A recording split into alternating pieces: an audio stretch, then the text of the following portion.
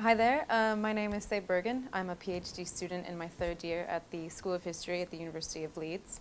My research interests are into the ways in which white anti-racist activists continue to expound and act upon anti-racist principles post-Black Power and U.S. social movements in the U.S. And today I'm going to talk to you all about Black Power and the shift to Black Power that occurred during the Black freedom struggle and the ways in which it had a lot to say about whiteness in the U.S. So on June 6th in 1966, James Meredith began a famous march called the March Against Fear, in which he was trying to walk 220 miles from Memphis, Tennessee to Birmingham, Alabama.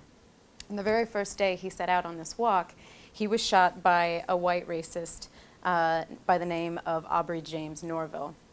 The very next day, civil rights leaders in the South decided to take up the march in James Meredith's absence, and he wasn't yet dead. He was in fact wounded. But the civil rights leaders decided to take up this march on his behalf, and thousands of others ended up joining in on the march over the next many, many days.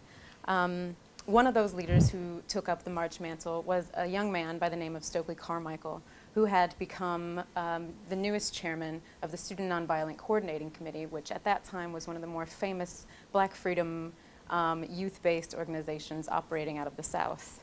Less than 2 weeks into the march, Carmichael got arrested quite arbitrarily for putting up a tent against what were pretty random police orders.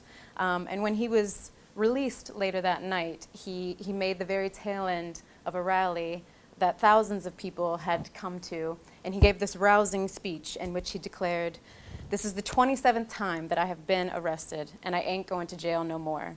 The only way we're gonna stop them white men from whooping us is to take over. We've been saying freedom for 6 years, and we ain't got nothing. What we're gonna start saying now is Black Power."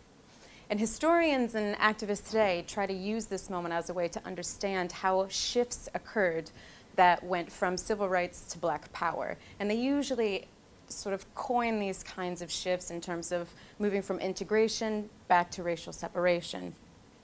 And this is kind of all to say that a lot of times the shift in Black Power is understood as in terms of goals or tactics being changed. And what I want to talk about a little bit today is the ways in which this shift actually had much more to do with the ways in which race itself and the racism within the US was completely understood anew by Black Power activists. So what I'm trying to say is that there was a massive shift that occurred when Black Power hit the stage, in which Black Power activists differentiated themselves from the civil rights leaders that came before them by saying racism isn't exactly what we thought it was.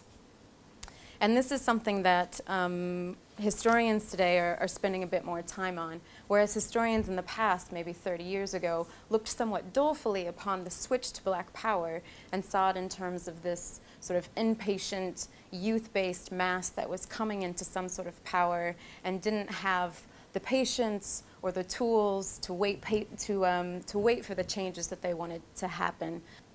Historians today, sort of aided by activist memoirs and stuff like that, are starting to look a bit more favorably upon this Black Power shift and starting to understand it a little bit differently. This newer generation of scholars, for instance, also tries to understand how Black Power was a little bit less of a break than a lot of historians in the past have thought it was, and actually had some deeper roots within the US South. So for instance, we have historians like Timothy Tyson in his book Radio Free Dixie, Robert F. Williams and the Roots of Black Power, in which he argues that both of these movements, the civil rights and the Black Power movements, in fact, quote, emerged from the same soil, confronted the same predicaments, and reflected the same quest for African American history.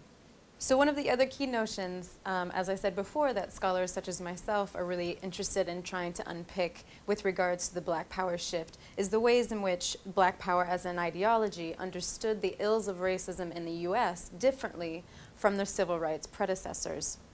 So for instance, in the 1950s and 1960s, with leaders like Martin Luther King Jr., who had been involved with the National Association for the Advancement of Colored People, as well as the Southern Christian Leadership Conference, the emphasis had been on the system of segregation or apartheid within the US, particularly within the South. And they spoke out strongly against the notion that separate could ever mean equal for African Americans or or other peoples of color within the U.S., as well as pointed to the ways in which such segregation led to problems such as black poverty. However, black power advocates insisted that racism within the U.S. went much, much deeper than segregation as an institution itself. And in fact, they said that racism within the U.S. was woven into the very fabric and the very history and the very social lives of U.S. citizens, right down to each person's ability to think through race, their ability to be governed, their ability to interact with people across and within their own races. Everything in the U.S. was encompassed by this notion of race and by the racism that was embedded within the U.S. from its very beginnings. So in this way, I would argue that black power did in fact signal quite a decisive shift with civil rights, but it didn't do so in the ways in which historians usually indicate. What's important to understand about this particular kind of shift with black power is the ways in which it implicated whiteness as a power structure within the problems of racism in the U.S. So that the institutions and structures that black power advocates pointed to as inherently racist within the U.S. were so because they had been created and perpetuated by whites who attempted to maintain positions of domination and privilege over blacks within the U.S. So this very system is something that black power advocates quite frequently referred to as the white power structure, or sometimes just the system of white supremacy. And today I'll probably be using these terms somewhat interchangeably. And for them, it was important to distinguish between individual acts of racism, for instance, those that might be carried out by the notorious Ku Klux Klan, and institutional practices of racism. So for instance, we have Charles Hamilton and Stokely Carmichael, in their landmark book, Black Power, The Politics of Liberation in America, they talk about the ways in which, for instance, the very famous 1963 bombing of a Birmingham church that left 5 small black girls dead had been widely understood and roundly condemned as an act of individual racism. However, in that same city each year, 500 black babies would die because of poor nutrition, because of lack of access to health care, and poor services within the black communities in general. And they pointed to this as an example of institutional racism that was built upon ideas around black inferiority. And they said that this was a much harder thing for people to understand as racism because it was so hidden and because it was institutionalized in this way.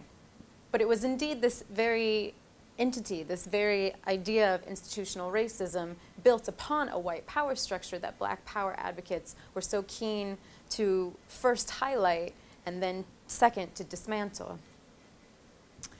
So in my research, I found this distinction to be quite crucial when trying to understand the shift from civil rights to black power, and that is precisely this need to understand for black power activists the ways in which racism was built upon whiteness as a power structure, and the effects that this power structure had on black life in America. In other words, this shift occurred between an emphasis on segregation, an emphasis on these collective practices of segregation that happened in education, in public accommodations, and elsewhere in black and white social life, and particularly in the U.S. South, to one that focused more holistically on the history, politics, and social and cultural fabric of the U.S. itself. And it was indeed this notion that racism within the U.S. was a historical fact that the black power advocates were so keen to build on, and which they used quite frequently in order to talk about the contemporary moment.